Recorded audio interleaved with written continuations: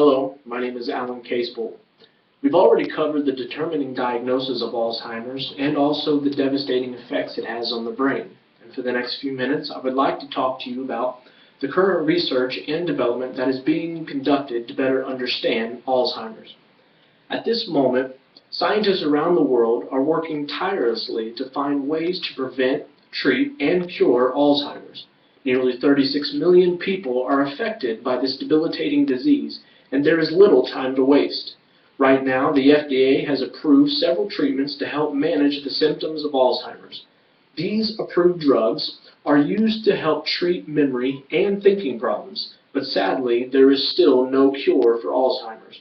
Currently, Alzheimer's is the sixth leading cause of death in the United States, killing more people than breast cancer and prostate cancer combined.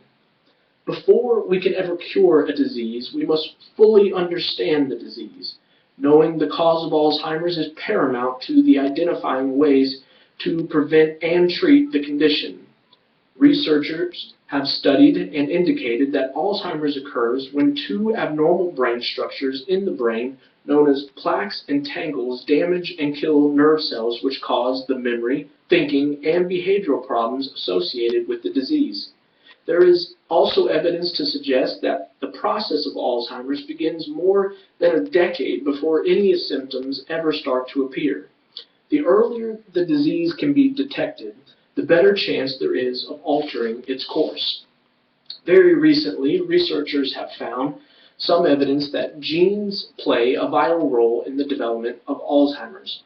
Studies conclude that the majority of early onset Alzheimer cases are indeed inherited. This condition is called familial Alzheimer's disease, or FAD for short.